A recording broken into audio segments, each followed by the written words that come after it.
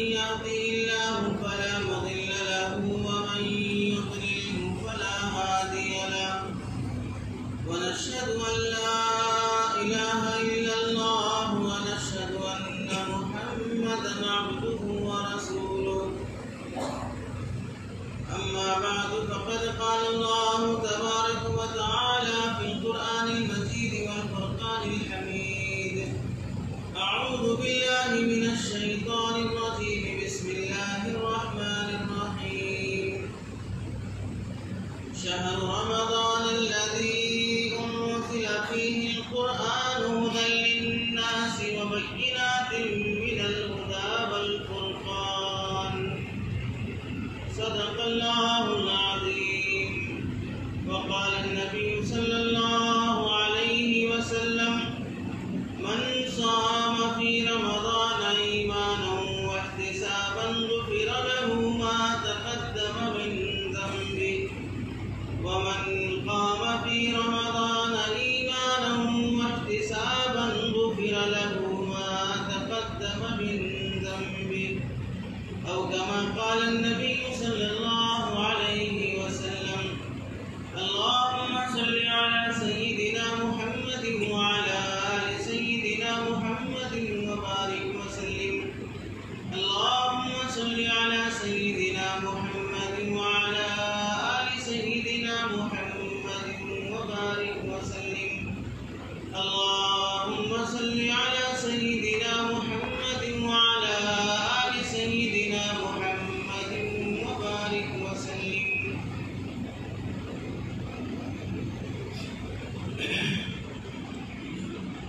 میرے محترم عزیزوں بزرگوں اور دوستوں، قرآن مجید کی آیت کا ایک حصہ اور ایک حدیث پاک آپ کے سامنے پڑھی گئی. قرآن مجید کی آیت کا تعلق رمضان المبارک سے ہے اور حدیث کا تعلق بھی رمضان المبارک سے ہے. آیت پاک میں اللہ تبارک و تعالیٰ ارشاد فرماتے ہیں شہر رمضان الذی انزل فیہ القرآن، رمضان کا مہینہ وہ مہینہ ہے جس میں قرآن نازل کیا گیا. اور قرآن مجید وہ کتاب ہے ہدی للناس جو سب لوگوں کی ہدایت کے لیے نازل کی گئی ہے. قرآن مجید صرف مسلمانوں کے لیے نہیں نازل کی گئی، دنیا میں جتنی قومیں بستی ہیں ان سب کی ہدایت کے لیے اللہ نے قرآن مجید نازل کیا. اب اس کتاب کو جو لوگ مانتے ہیں ان کو مسلمان کہتے ہیں اور جو لوگ نہیں مانتے ہیں وہ غیر مسلم ہو جاتے ہیں. ہے تو وہ کتاب سب لوگوں کی خاطر، اور قرآن مجید سب لوگوں کی ہدایت کے لیے ہونے کے ساتھ ساتھ اس کی خاص خصوصیت یہ ہے کہ حق اور باطل کے درمیان، سچ اور جھوٹ کے درمیان قرآن مجید کے ذریعے سے فرق واضح ہو جاتا ہے کہ جو راستہ صحیح ہے وہ قرآن کی روشنی میں معلوم ہو جائے گا اور جو راستہ غلط ہے وہ بھی قرآن کی روشنی میں معلوم ہو جائے گا کہ یہ راستہ غلط ہے. آگے اللہ تعالیٰ فرماتے ہیں فَمَنْ شَهِدَ مِنْكُمُ الشَّهْرَ فَلْيَصُمْ. اب رمضان کا مہینہ جو پائے اسے چاہیے کہ روزے رکھے. جو رمضان کا چاند دیکھے اسے چاہیے کہ روزے رکھ لے. البتہ اگر کوئی آدمی بیمار ہے فَمَنْ كَانَ مِنْكُمْ مَرِيضًا أَوْ عَلَى سَفَرٍ، تم میں سے کوئی آدمی بیمار ہے یا سفر پر ہے تو پھر اس کے لیے گنجائش ہے کہ وہ بیماری کی وجہ سے، سفر کی وجہ سے روزے کو موقوف رکھے اور بعد میں اس کی قضا کر لے. بیمار آدمی جب تک ایسی بیماری میں نہیں مبتلا ہو گیا کہ اس بیماری کے بعد اب اسے نجات نہیں ملے گی، موت تک وہ اسی بیماری میں ہی رہے گا، اسی بیماری میں مر جائے گا، تب تک بیمار آدمی کو اپنے روزے کا فدیہ دینے کی اجازت نہیں ہے. بیماری کی وجہ سے فدیہ تبھی دیا جائے گا جبکہ اب وہ بیماری سے بری نہیں ہو سکتا، چھٹکارا نہیں پا سکتا. اگر ایسی بیماری ہے کہ اس رمضان میں بیماری تھی اس وجہ سے روزے نہیں رکھ سکے، آگے 2-4 مہینے کے بعد، 6-7 مہینے کے بعد بیماری ختم ہو گئی، صحت مل گئی، اب اتنی طاقت ہے کہ اتنی طاقت ہے کہ روزہ رکھ سکتے ہیں، تو پھر اب ایسی بیماری کی وجہ سے روزے کا بدل فدیہ نہیں چلے گا. اگر کوئی آدمی ایسی بیماری کی وجہ سے فدیہ دے بھی دیا، میں بیمار ہوں روزہ نہیں رکھ سکتا، میں بیمار ہوں روزہ نہیں رکھ سکتی، یہ سمجھ کر فدیہ دے دیے اور بعد میں اللہ نے صحت دے دی، تو جو ان کا فدیہ دیا ہوا ہے وہ ختم ہو جائے گا، نفل صدقہ ہو جائے گا، اب اثر نہ اسے روزہ رکھنا پڑے گا،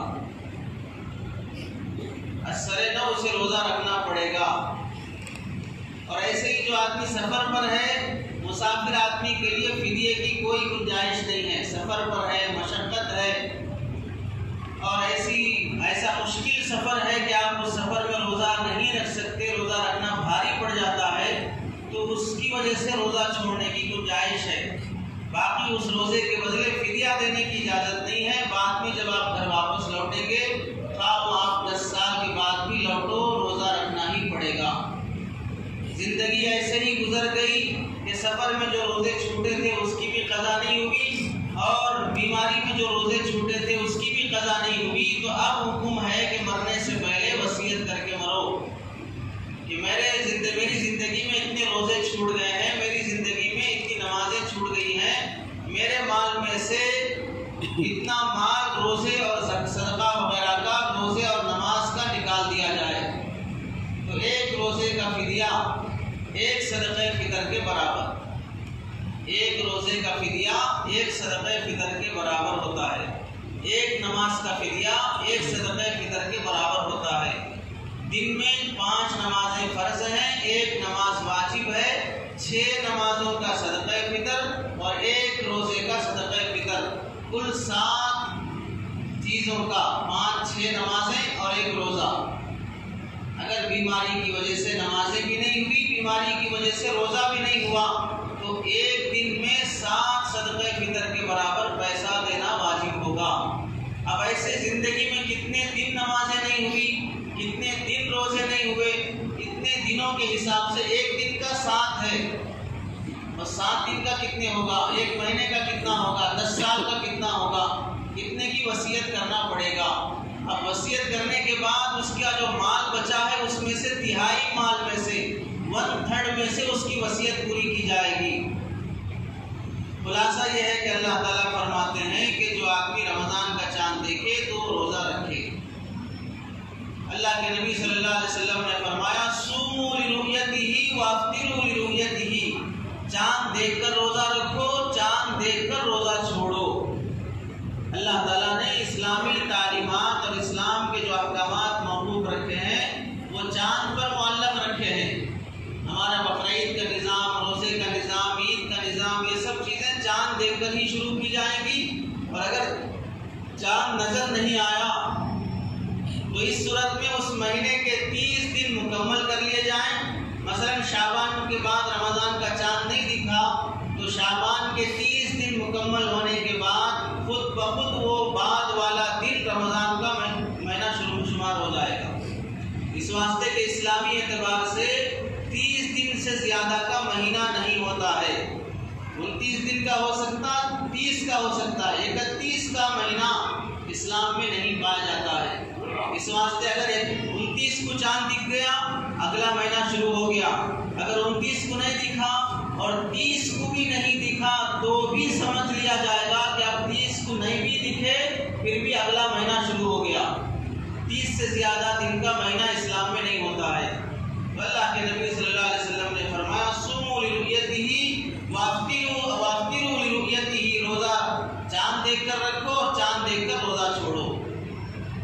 رمضان مبارک سے متعلق بعض لوگوں نے ایک حدیث یہ واٹس ایپ پر پھیلا رکھی ہے کہ جو آدمی رمضان کی خوشخبری دے گا، رمضان کی بشارت سنائے گا، جو سب سے پہلے یہ بتائے گا کہ کل رمضان آنے والا ہے یا کل سے روزہ شروع ہے، جو شخص رمضان کی بشارت دے گا اللہ تعالیٰ اس کے لیے جنت واجب کر دیتے ہیں، اس کے گناہ معاف کر دیتے ہیں۔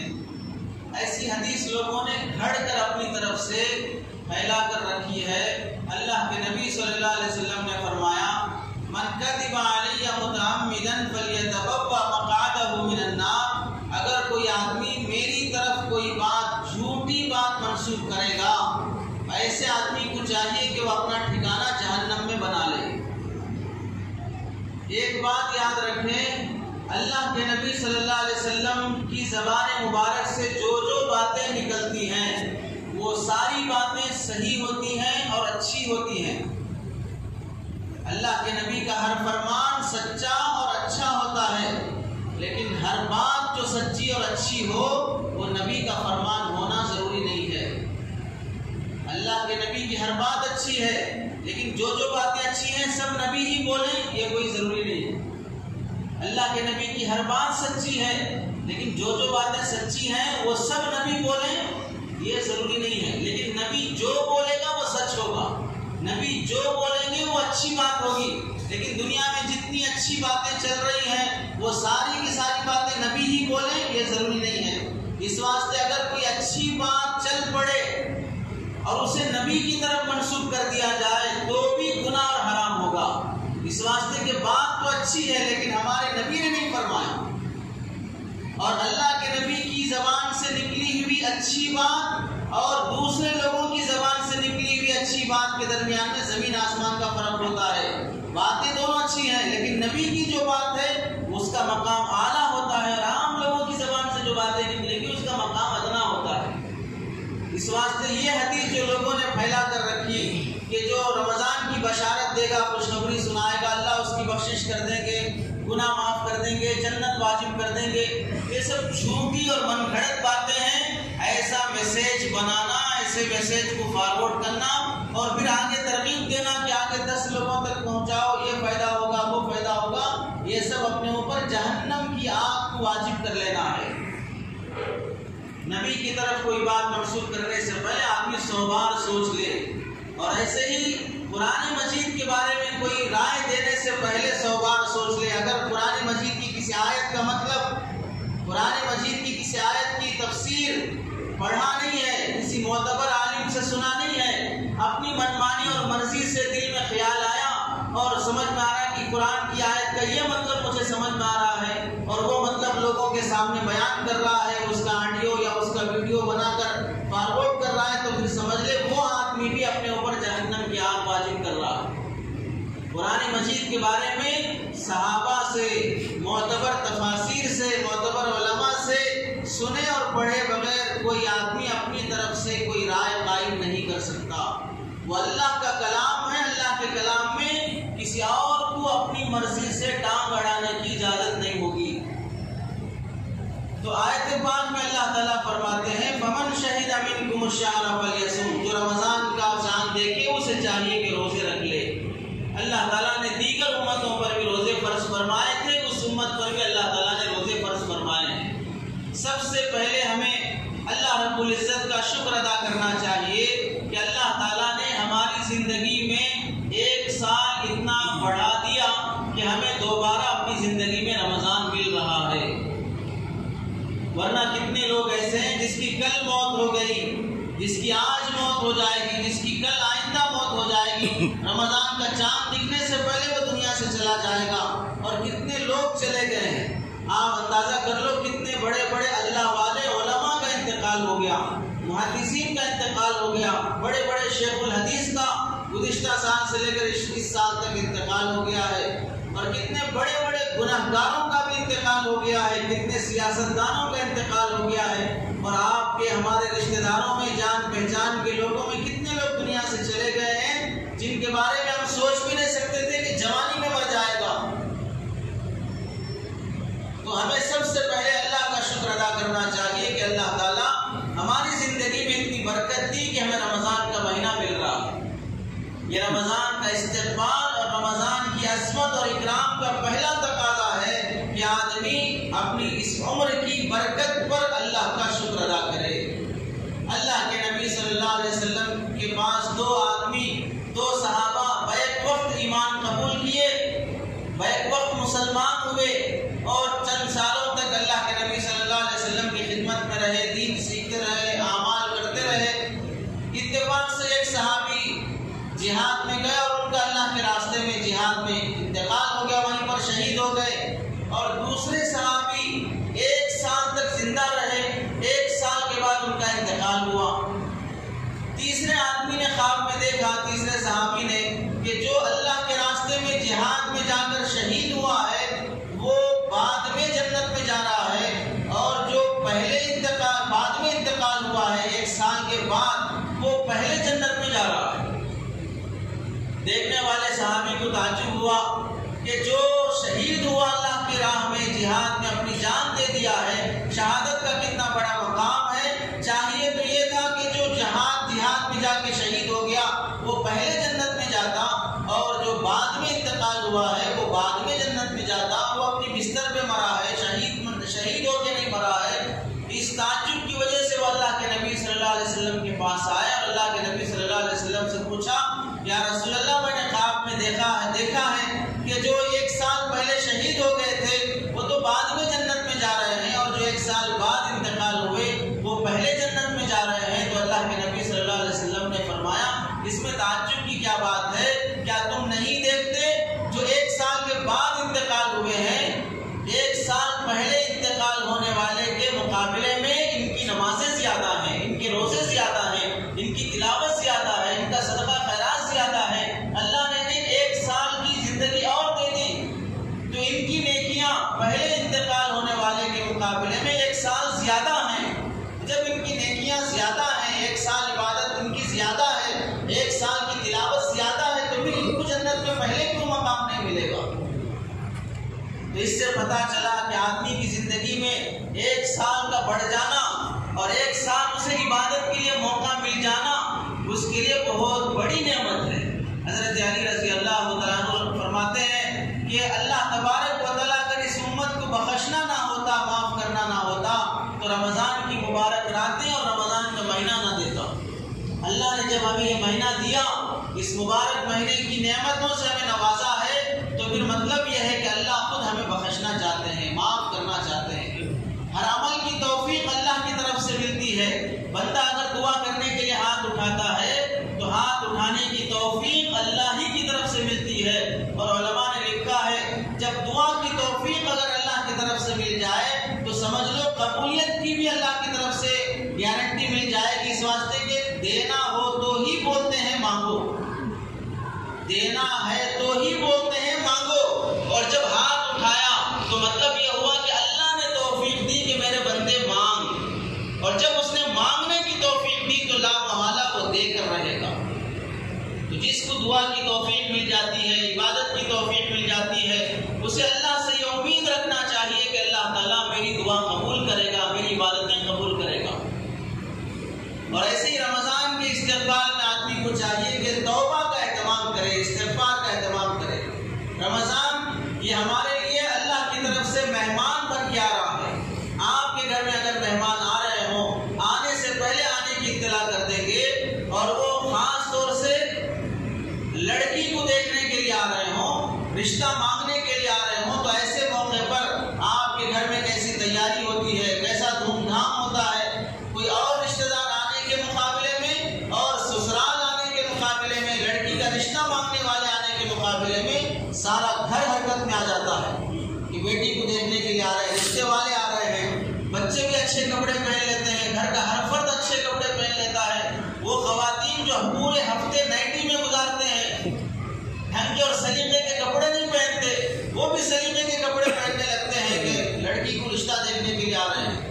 آنے والے مہمان کے اکرام میں اچھے کپڑے پہننا اس کی تعظیم اور اس کے احترام میں داخل ہے۔ ایسے ہی اللہ کا یہ مہمان رمضان المبارک کا مہینہ، یہ اللہ کا مہمان، اس کے استقبال میں اپنے گناہوں سے دھو لینا اور اپنے گناہوں کو پاک کر لینا پاکیزہ کپڑے پہننے کی طرح ہے۔ مہمان کے سامنے گندے کپڑے پہن کے نہیں آتے، اللہ کے مہمان کے سامنے گندے گناہوں کی حالت میں مت آؤ۔ اس سے پہلے اللہ سے توبہ کر لو۔ توبہ کیا ہے؟ کہ جو جن گناہوں میں مبتلا ہیں ان گناہوں کو چھوڑنے کا فیصلہ کر لو، ان گناہوں پہ ندامت اور شرمندگی کرو، اور آئندہ اس گناہ کے نہ کرنے کا پکا ارادہ کرو۔ یہ گویا کہ تم اپنے آپ کو دھو رہے ہو، پاک کر رہے ہو، آنے والے مہمان کے سامنے پاکیزہ کپڑے پہن کے اس کا استقبال کر رہے ہو۔ تو توبہ کا اور اللہ سے معافی مانگنے کا اہتمام کرنا، یہ رمضان مبارک کا استقبال ہے۔ پہلا تو شکر ادا کریں، دوسرا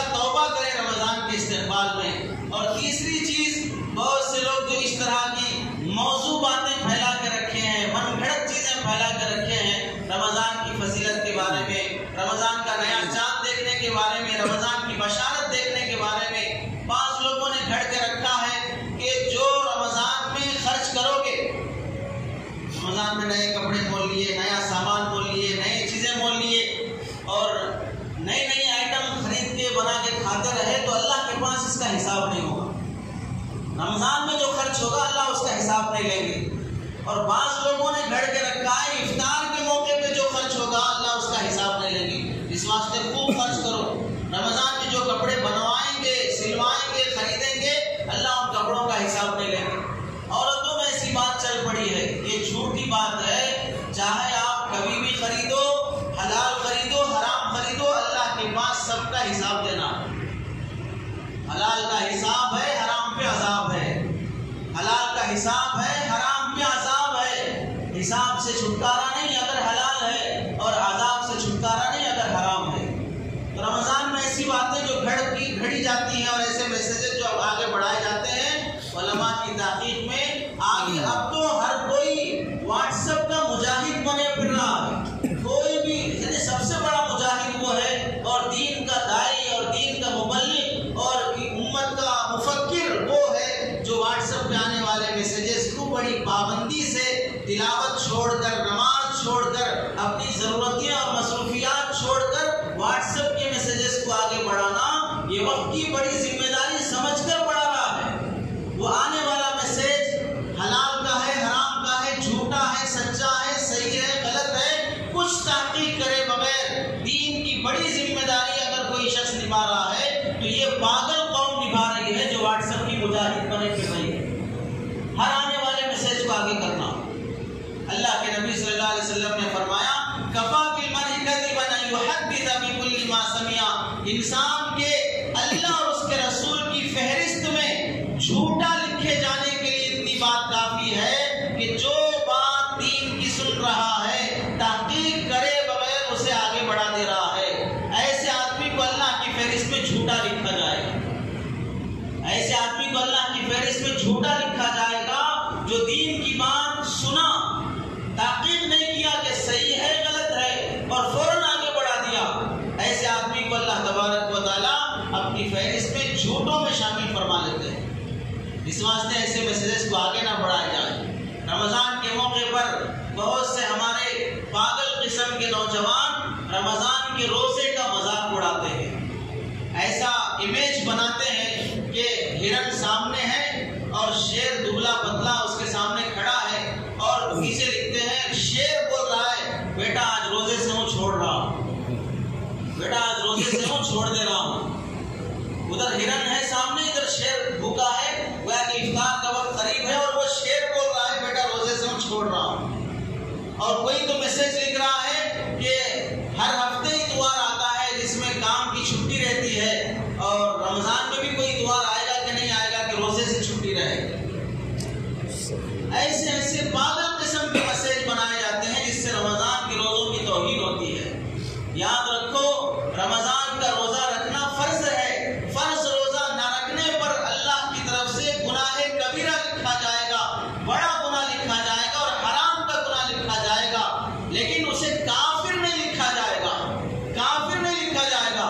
اور اگر کوئی آدمی خدا نخواستہ رمضان کے روزے کی مذاق، اس کی توہین اور اس کی تحقیر کرتا ہے، ایسے میسیجز بناتا ہے آگے بڑھاتا ہے جس میں روزے کی توہین ہوتی ہو، تو پھر ایسے آدمی کو شریعت کی روشنی میں کافر قرار دے دیا جاتا ہے۔ روزہ نہ رکھنے کا گناہ الگ ہے، روزے کا مذاق اڑانے کا گناہ الگ ہے کہ آدمی کسی بھی دین کی بات کا مذاق اڑانے سے وہ کافر ہو جاتا ہے۔ عقل ہونی چاہیے۔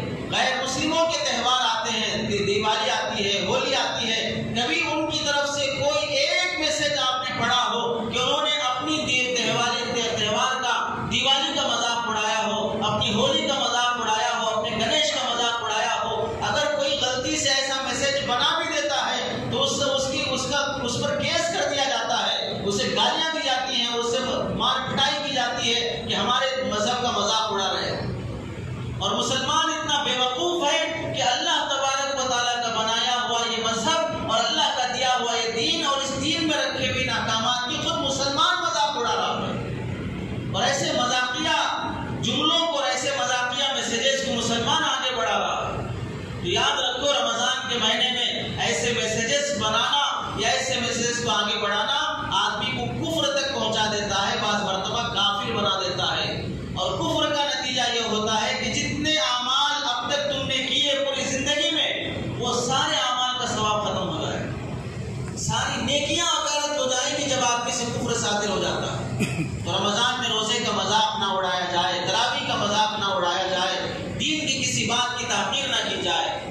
اور ایک بات رمضان سے متعلق، رمضان کے مہینے میں اللہ تبارک و تعالیٰ بہت سے لوگوں کے دلوں میں سخاوت کا اور غریبوں کی مدد کرنے کا جذبہ پیدا فرما دیتے ہیں۔ عام 11 مہینوں کے مقابلے میں آدمی رمضان کے مہینے میں زیادہ صدقہ خیرات کرتا ہے، زکوٰۃ نکالتا ہے۔ اس میں ایک بات یاد رکھنے کی یہ ہے کہ بہت سے لوگوں کا اب ایک معمول بن گیا ہے۔ کیا معمول بن گیا؟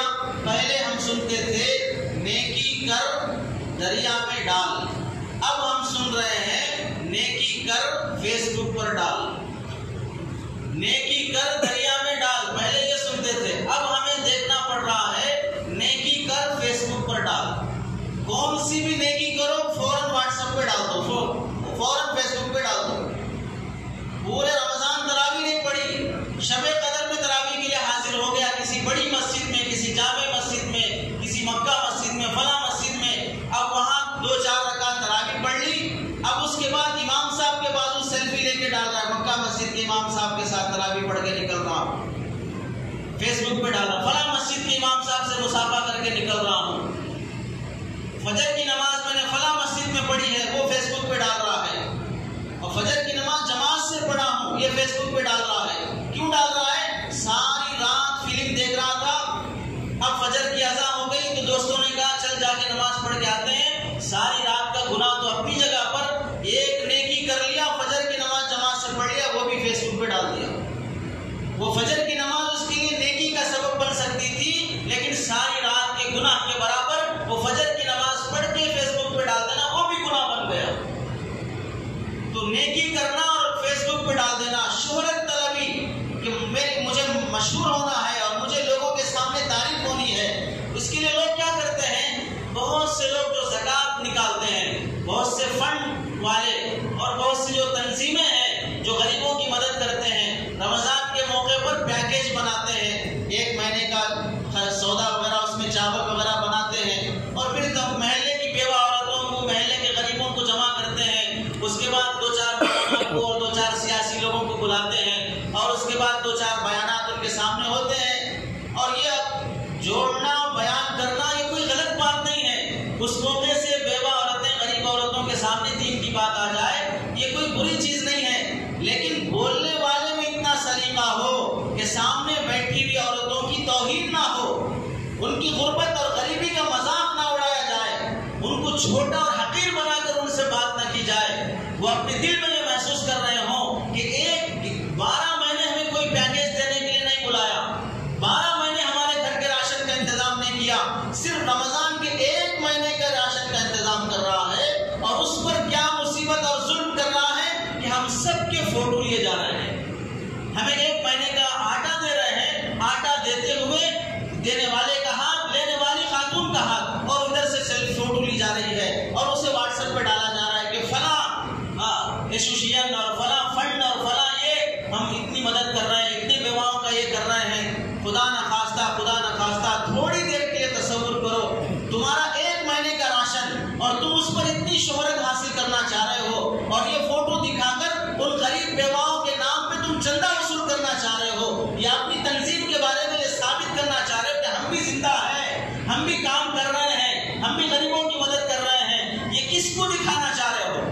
اگر تم واقعتاً اللہ کی خاطر کر رہے ہوتے تو پھر اس کے فیس بک کی کیا ضرورت ہے؟ اللہ تعالیٰ تو پہلے ہی سے دیکھ رہے ہیں۔ اگر تم لوگوں کو دکھانا چاہتے ہو تو پھر اس میں تمہارے لیے کیا ثواب لکھا ہے، اور تمہارے لیے کیا نیکیاں بچیں گی اگر لوگوں کی دکھاوے کی خاطر تم کرتے ہو؟ تھوڑی دیر کے لیے تصور کر لو کہ لائن میں کڑی دوپہر کے وقت روزے کی حالت میں دھوپ میں یہ خاتون اپنے معصوم بچے کو گود میں اٹھا کے کھڑی ہے، اور ساری بیواؤں کو لائن سے تم نے کھڑا کر دیا، اور ان کے سامنے بات کر رہے ہو، بیان کر رہے ہو، اور ایک کے بعد دوسرا، دوسرے کے بعد تیسرا، آج نہیں کل آ جاؤ، کل نہیں پرسوں آ جاؤ، آج ابھی راشن نہیں آیا، کل دے دیں گے، باری باری ان کو گھما رہے ہو اور ان کو لائن میں کھڑا کر رہے ہو، اور کڑی دوپہر میں ان کے سامنے آدھا گھنٹہ 2 گھنٹے ان کے سامنے بیانات کر رہے ہو، ان کا فوٹو لے کے اسے واٹس ایپ پر فیس بک پہ ڈال رہے ہو۔ خدا نہ خواستہ اگر یہی حالت تمہاری بہن کے ساتھ ہوتی، تمہاری بیوی کے ساتھ ہوتی، تمہاری ماں کے ساتھ ہوتی، جو دینے والا ہے، جو فوٹو لینے والا ہے اور جو فنڈ چلانے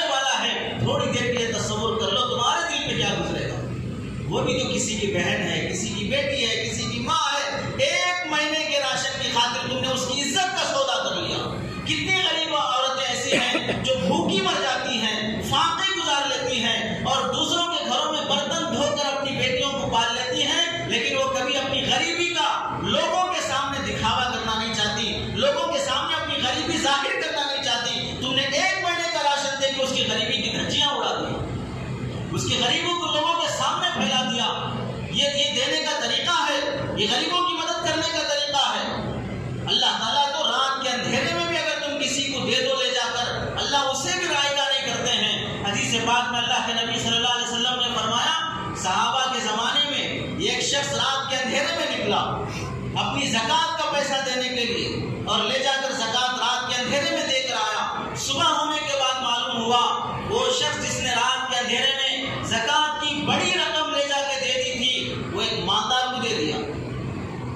حالانکہ زکوٰۃ غریب کو دینا ہے, مالدار کو دے کے آ گیا, زکوٰۃ کہاں سے ادا ہوگی؟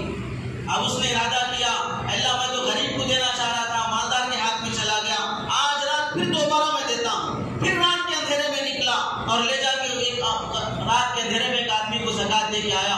دوسرے دن لوگوں میں مشہور ہو گیا کہ رات جس کو زکوٰۃ کا بہت بڑا پیسہ ملا تھا وہ ایک چور کے ہاتھ مل گیا تھا. اب اس آدمی کو احساس ہوا, اللہ 2 دن دیا ہوں, صحیح آدمی تک نہیں پہنچا. تیسرے دن پھر رات کے اندھیرے میں نکلا اور ایک آدمی کو دے کے آیا, تو دوسرے دن پھر خبر مشہور ہو گئی, رات ایک آدمی کو زکوٰۃ ملی. وہ کون تھا؟ وہ ایک عورت تھی جو زنا کر کے اپنا گھر پر چلا رہی تھی. ایسی زانیہ عورت کو زکوٰۃ دے کے آ گیا ہے وہ شخص, اس کی زکوٰۃ کہاں سے ادا ہوگی؟ 3 دن ایسے ہی ہو گیا. اب اس نے سوچا, اللہ میرے پاس اور نہیں ہے, 3 دن سے میں صحیح آدمی تک زکوٰۃ پہنچانے کی کوشش کر رہا ہوں, اب آپ بھی میری زکوٰۃ کو قبول فرما. اللہ نے غیب سے فرشتے کے ذریعے سے اسے بتایا, الہام فرمایا کہ تو نے جس دن پہلے آدمی جو مالدار کو زکوٰۃ دے کے آیا اس کے دل میں احساس پیدا ہوا کہ رات کے اندھیرے میں لوگ غریبوں کی کیسے مدد کر رہے ہیں, مجھ جیسے مالدار کو شرم آنی چاہیے, اتنا مال میرے پاس موجود ہے اور میں لوگوں کی مدد نہیں کر رہا ہوں. اس مالدار کے اندر کنجوسی تھی, اس نے اپنی کنجوسی سے توبہ کیا اور اس کے اندر بھی غریبوں کی مدد کرنے کا جذبہ پیدا ہوا. تمہاری اس زکوٰۃ سے ایک مالدار کو سخاوت کا جذبہ پیدا ہو گیا. چور کے اندر احساس ہوا, لوگوں کا مال چرا کے کھا رہا ہوں, اللہ یہاں پر حلال طریقے سے رات کے اندھیرے میں عزت گئے بغیر میری مدد کر رہا ہے, انتظام کر رہا ہے, اب چوری کر کے کیوں میں اپنا گزارا کروں. اس نے اپنی چوری سے توبہ کر لیا. زانیہ عورت نے اپنی زنا سے توبہ کر لیا, جسم بیچ کر کیوں میں اپنا کاروبار اپنا گھر چلاؤں. اللہ جب رات کے اندھیرے میں عزت محفوظ رکھ کے میرا انتظام کر رہا ہے, تینوں لوگوں کو اللہ تعالیٰ نے توبہ کی توفیق دے دی اور تیری زکوٰۃ بھی قبول ہو گئی. زکوٰۃ اور صدقہ خیرات, اللہ کے نبی صلی اللہ علیہ وسلم نے فرمایا, دائیں ہاتھ سے اگر دیا جائے تو بائیں ہاتھ کو پتہ نہ چلے. یہ صدقے کا جو پاور ہوتا ہے, دنیا کی کسی طاقت میں اتنا پاور نہیں ہوتا کہ اتنا چھپا کر صدقہ کیا جاتا ہے. ہاں, اگر کبھی ترغیب دینا ہو, کسی کے اندر ہمت پیدا کرنا ہو کہ بھئی آپ بھی دو, ہم بھی دے رہے ہیں, آپ کے اندر بھی جذبہ پیدا ہونا چاہیے. ایسے موقع پر اگر کوئی آدمی اپنی نیت کی حفاظت کے ساتھ ترغیب کے طور پہ اگر لوگوں کے سامنے اگر دے رہا ہے تاکہ دوسروں کو شرم آئے اور وہ بھی دینے والے بن جائیں, تو وہ الگ مسئلہ ہے. لیکن ایسے کتنے لوگ ہیں جو ایسی نیت کرنے کی اور اپنے اندر ریاکاری کی نیت پیدا ہونے سے بچانے کی حفاظت کر سکتے ہو. کتنے لوگوں کے اندر ایسا جذبہ ہے. اس واسطے جو بعض تو کہتے ہوئے بھی شرم آتی ہے, ایسے فنڈ اور ایسے زکوٰۃ کے اور بیواؤں کی مدد کرنے والی تنظیمیں جس میں بعض علماء بھی ہوتے ہیں, وہ بھی ایسے موقع پر ویڈیو لیتے ہیں, فوٹو اٹھاتے ہیں اور اسے بھی بعض مرتبہ اپنے واٹس ایپ پہ ڈالتے ہیں. شرم کی بات ہے کہ ایسی چیزوں کو واٹس ایپ پہ ڈالنا اور ایسے فوٹو لینا, یہ غریب بہن کی توہین کرنا, یہ غریب خاندان کی کا مذاق اڑانا اللہ کو کس قدر ناراض کر دے گا.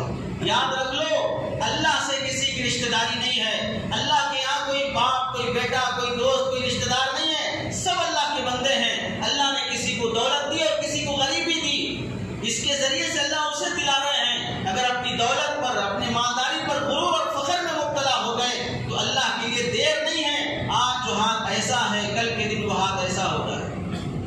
آج جس کے دروازے پہ کوئی مانگنے آ رہا ہے, کل وہ کسی کے دروازے پہ مانگنے کے لیے چلا جائے.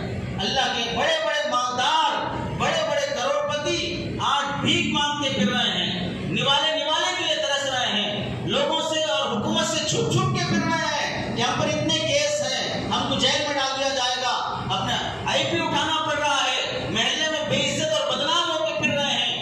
بڑی شان سے جی رہے تھے.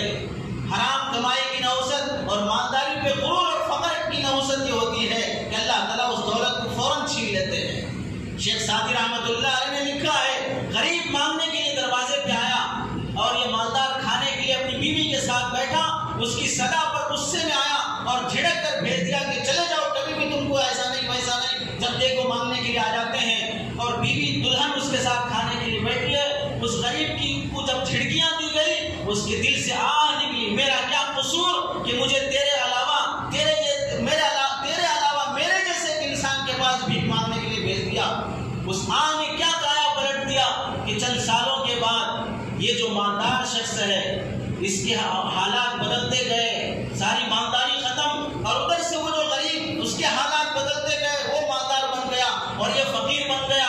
اب کھانا کھانے کے لیے بیٹھا وہ شخص اور اس کی بیوی اس کے ساتھ بیٹھی ہے, غریب مانگنے کے لیے آیا دروازے پر, فوراً اپنی پلیٹ کا کھانا لیا اور لے جا کے اس غریب کو دینے کے لیے اپنی بیوی سے کہا لے جا کے اس غریب کو دے کے آؤ. جب وہ بیوی دینے کے لیے گئی تو فقیر کو دیکھ کر چیخ مار کے گر گئی. شوہر آیا اور اسے اٹھایا, پانی ڈالا اور گھر لے آیا اور اس کے بعد پوچھا کیا بات ہے, تو کہنے لگی کہ وہ جو فقیر بھیک مانگنے کے لیے آیا تھا وہ میرا پہلا شوہر تھا. جب میں اس کے ساتھ بیٹھ کے کھانا کھا رہی تھی تو ایک فقیر آیا تھا, اس نے ڈانٹ کر بھیج دیا تھا, آج اللہ نے اسے دروازے پہ بھیج دیا بھیک مانگنے کے لیے. تو اس فقیر نے کہا وہ فقیر جو بھیک مانگنے کے لیے آیا تھا وہ میں تھا, اللہ نے اس کی جگہ مجھے کر دیا, میری جگہ اسے کر دیا. مال کسی کی جاگیر نہیں ہوتی ہے, حالات کب بدل جاتے ہیں, رات کا فقیر صبح مالدار ہو جائے, صبح کا فقیر رات مالدار ہو جائے. اللہ کے خزانے میں کوئی کمی نہیں ہے. اس واسطے اپنی نیکیوں کو, اپنی سخاوت کرنے کے بعد دریا میں ڈالو, فیس بک میں مت ڈالو, اللہ کے حوالے کر دو. اللہ نیکیاں دینے والے ہیں. لوگوں کی دکھاوے کی خاطر کرو گے تو غریبوں کی آنکھ سے مال ختم ہو جائے گا, غریبوں کی آنکھ سے تمہاری دولت پر اللہ کی لاٹھی برسے گی, تو پھر کہیں گے اور کدھر کے نہیں رہو گے, اور دستے سوال دراز کر کے مسجدوں اور گلیوں کے سامنے اپنے نوالے کے لیے بھیک مانگنا پڑے گا. رمضان کے مبارک موقع پر اللہ تبارک و تعالیٰ قرآن مجید میں فرماتے ہیں رمضان کا مہینہ قرآن مجید نازل ہونے کا مہینہ ہے. آخری بات یہ ہے کہ رمضان کے اس مبارک مہینے میں لوگوں کو چاہیے کہ تلاوت کا اہتمام کریں, قرآن مجید کی تلاوت کا اہتمام کریں. اللہ کے نبی صلی اللہ علیہ وسلم رمضان کے مبارک مہینے پر ہر سال رمضان کے مبارک مہینے میں حضرت جبرائیل علیہ السلام کو قرآن مجید سناتے تھے, پورے قرآن مجید کا دور کرتے تھے. اللہ کے نبی حضرت جبرائیل کو سناتے, حضرت جبرائیل اللہ کے نبی کو سناتے تھے. ہر سال اس طرح اللہ کے نبی صلی اللہ علیہ وسلم کا معمول رہا, اور جس سال اللہ کے نبی صلی اللہ علیہ وسلم کا ان کی وفات ہونا تھا کہ اگلے رمضان نصیب ہو نہ ہو, تو اس سال اللہ کے نبی صلی اللہ علیہ وسلم نے حضرت جبرائیل کو 2 دور سنائے, 2 مرتبہ قرآن مجید سنانے کا اہتمام فرمایا ہے. تو اس واسطے قرآن مجید کی تلاوت کا اہتمام رمضان کا حصہ ہے. دن میں روزہ, رات میں تلاوت, رات میں قرآن, تراویح میں سننا, انفرادی طور پہ پڑھنا. جتنے روزے ہم رکھتے ہیں 30 روزے, کوشش یہ کر لے کہ 30 قرآن مجید بھی ختم ہو جائے, ہر دن یہ قرآن مجید ختم ہو. اللہ کے ایسے نیک بندے گزرے ہیں جو دن میں یہ قرآن ختم کرتے تھے, رات میں قرآن ختم کرتے تھے, تراویح میں پھر الگ سے مستقل جو پڑھا جاتا وہ الگ ختم ہوتا تھا. امام ابو حنیفہ رحمۃ اللہ علیہ کے متعلق لکھا ہے دن بڑا فقیر, بہت بڑے فقیر گزرے امام ابو حنیفہ رحمۃ اللہ علیہ. اپنی فقاہت, اپنے درس و مسائل کے باوجود دن میں قرآن ختم ہوتا, رات میں قرآن ختم ہوتا, تراویح میں پورے مہینے میں کل ملا کر 2 قرآن ختم ہوتے. اس طرح ایک مہینے میں 62 قرآن امام ابو حنیفہ رحمۃ اللہ علیہ پڑھتے تھے. 62 قرآن ایک مہینے میں پڑھتے تھے. دارالعلوم دیوبند کے بانی حضرت قاسم نانوتوی رحمۃ اللہ علیہ سفر حجاز پر نکلے, حج بیت اللہ کے لیے کشتی کے ذریعے سے جانا تھا, مہینوں لگ جاتے تھے. اتفاق سے کشتی کا راستہ بہت لمبا ہو گیا, پہنچنے میں رمضان آ گیا, اور تراویح کے لیے کوئی حافظ صاحب کشتی میں نہیں تھے. 250 سے 300 آدمی کشتی میں, 300 آدمی کشتی میں سوار ہیں, اور کوئی حافظ قرآن نہیں ہے. تو حضرت نانوتوی رحمۃ اللہ علیہ قرآن مجید کے ابھی حافظ نہیں تھے, دن میں 1 پارہ حفظ کر لیتے اور رات میں تراویح میں وہ قرآن مجید کا 1 پارہ سنا دیتے. 30 دن میں حافظ قرآن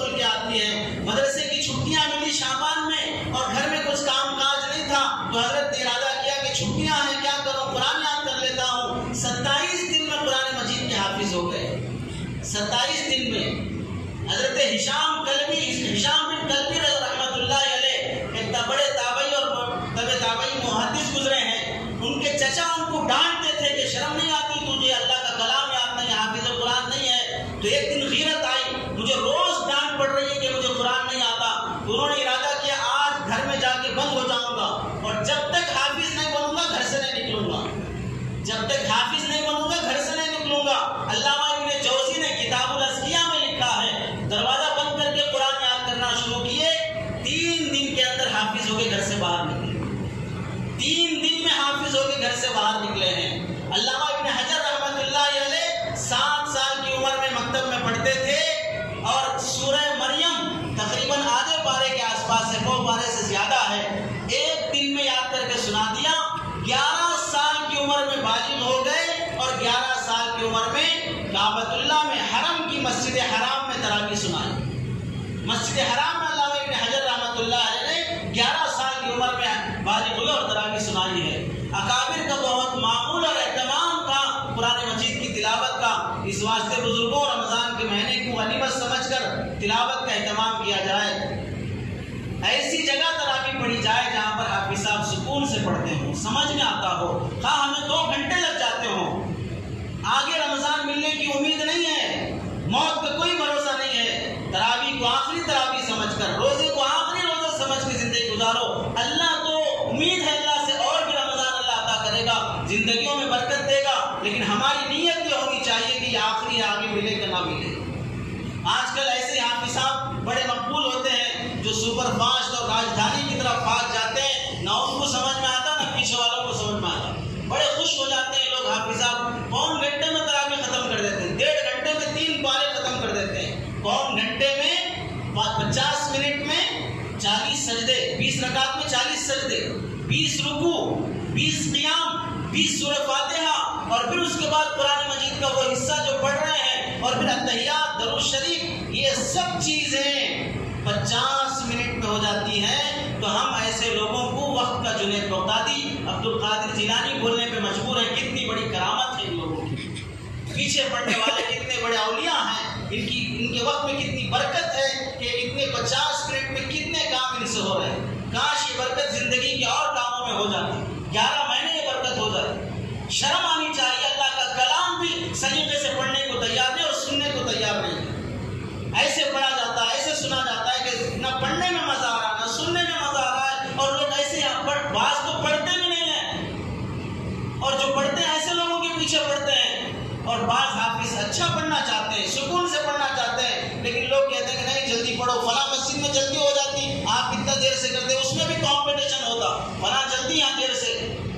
یہ مقابلہ تقابل دیکھ کے حافظ صاحب کو مسجد کا انتخاب کیا جاتا ہے. ایسی جگہ تراویح کا اہتمام کیجیے کہ کم از کم قرآن مجید سننے کے بعد دل نرم ہو, رونا آئے. قرآن مجید میں کیا کہا جا رہا ہے کچھ تو بھی پورے 30 دن میں کہیں نہ کہیں ہم کو سمجھ میں آئے. ایسے حافظ صاحب کا انتخاب کیا جائے.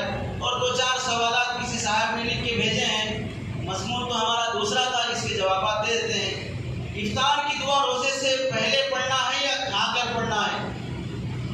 ابھی جیسے بات گزشتہ جمعہ ہم نے کہا تھا کہ رمضان میں جو اختلافی مسائل چلتے ہیں, جھگڑے چلتے ہیں, ان جھگڑے کے مسائل میں سے ایک جھگڑا اس کا بھی ہے دعا کب پڑھنا ہے. افطار کے وقت دعا کرنے کی توفیق نہیں ہے, وہاں سے سموسے لانے, وہاں سے پکوڑے لانے, وہاں سے دہی بڑا لانے, وہاں سے حلیم لانے, وہاں سے گوشت لانے, وہاں سے جنازہ لانے, وہاں سے کفن لانے, وہاں سے قبر کی میت بھی لانے, ان سب میں لگے ہیں, دعا کی توفیق نہیں ہو رہی ہے. دعا کب پڑھنا ہے اس کے بارے میں بحث چل رہی ہے, اور باقاعدہ اس کی کلپس ہیں. ابھی شروع ہو جائیں گے, رمضان جب چاند دیکھو گے تو سارے شیاطین شروع ہو جائیں گے. اللہ نے اتنا کرم کر دیا کہ رمضان میں شیطانوں کو بند کر دیا, کوئی اور ہم پر یہ بھی کرم کر دے کہ رمضان میں نیٹ بند کر دے. شیطان بند ہونے کے بعد نیٹ کا بند ہونا بہت ضروری ہے. شیطان بند ہو گیا, گناہوں سے تھوڑی بہت کمی ہو جائے گی. اگر انٹرنیٹ بند نہیں ہوا تو یہ شیطان کا ابا ہے, یہ شیطان کی اماں ہے, اس سے بڑے گناہوں میں مبتلا کر دے گی. اس واسطے 1 مہینہ توبہ کر لو, نیٹ والا موبائل استعمال نہ کریں, نیٹ والا موبائل استعمال نہ کریں. قرآن مجید پڑھو, روزوں میں ذکر کا اہتمام کرو, توبہ کرو. تمہیں نیٹ میں خواہ قرآن دیکھ لو, خواہ بیانات سن لو, کچھ بھی کر لو, ڈائریکٹ قرآن پڑھنے کی جو برکت ہے وہ کسی اور میں حاصل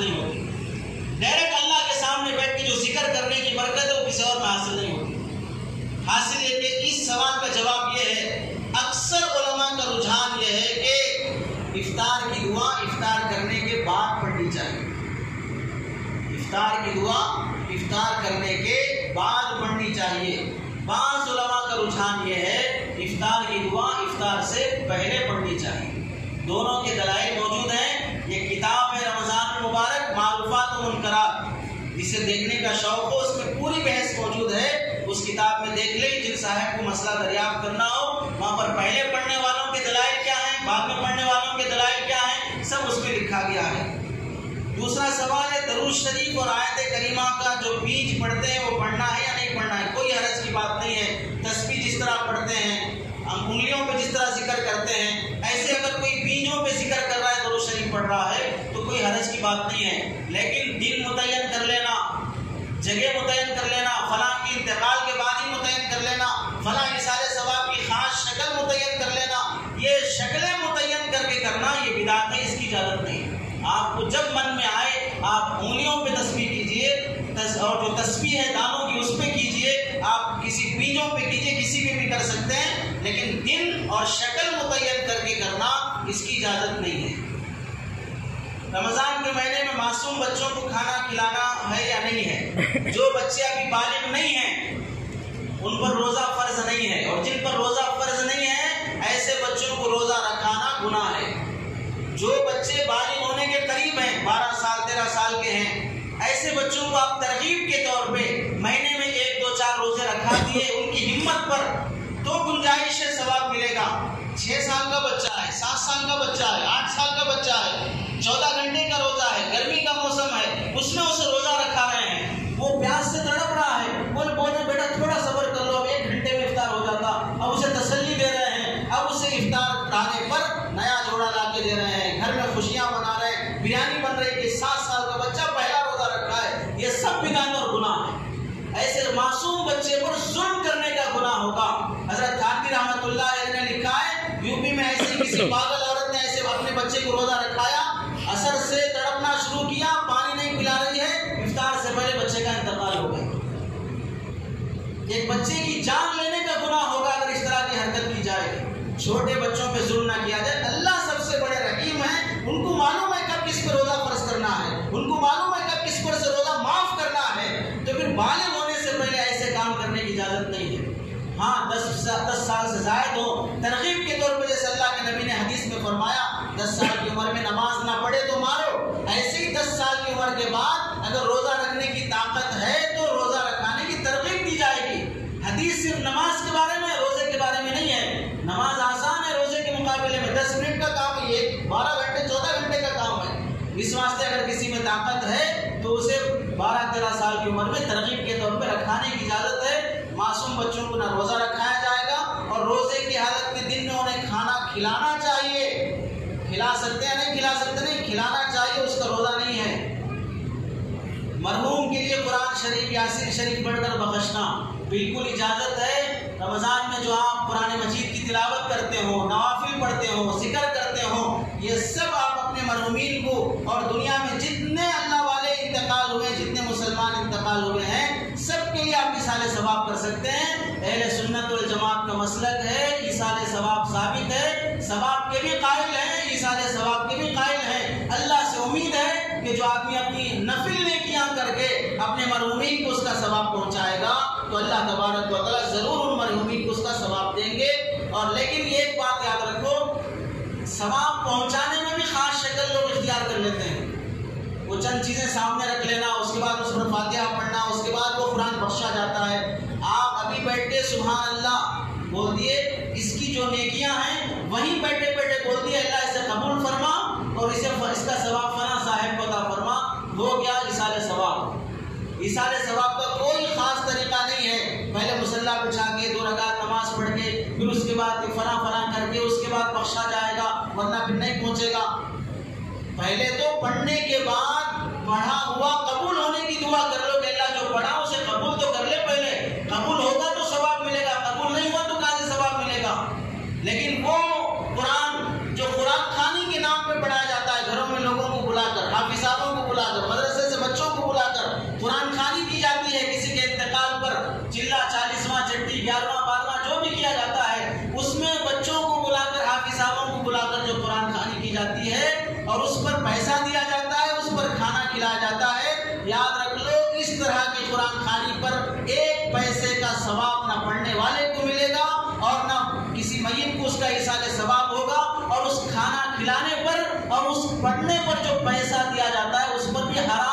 گناہ لکھا جائے گا، حرام کا گناہ لکھا جائے گا۔ قرآن کھانے کی اجرت جو ایصال ثواب کے لکھی جاتی ہے شریعت میں ناجائز اور حرام ہے۔ اللہ کے نبی صلی اللہ علیہ وسلم نے فرمایا ایک صحابی سے، انہوں نے اصحاب صفہ کو ایک سورہ یاد دلا دیا اور اصحاب صفہ میں سے ایک صحابی نے ایک نیزہ ان کو ہدیے میں اٹھا کر دے دیا، تو اللہ کے نبی صلی اللہ علیہ وسلم نے فرمایا کیا تم اس نیزے کے بدلے میں جو قرآن پڑھا کر تم نے لیا ہے، قرآن سکھا کر جو تم نے لیا ہے، اس کے بدلے میں جہنم کی آگ کا نیزہ لینے کے لیے تیار ہو، جہنم کی ڈھال لینے کے لیے تیار ہو؟ سختی سے منع فرمایا اللہ کے نبی نے، لا تأکلوا بہ، قرآن کو اپنی غذا کا معاش کا ذریعہ نہ بناؤ، قرآن کو بزنس نہ بناؤ۔ تو موجودہ جو قرآن خوانی کا رواج ہے اور اصالہ ثواب کے لیے کیا جاتا ہے، اس کا کوئی پیسہ ثواب نہیں ملے گا، نہ پڑھنے والے کو نہ پڑھانے والے کو، بلکہ الٹا گناہ ہوگا۔ اللہ تعالیٰ سے دعا ہے اللہ عمل کی توفیق نصیب فرمائے۔ وآخر دعوانا الحمد للہ رب العالمین۔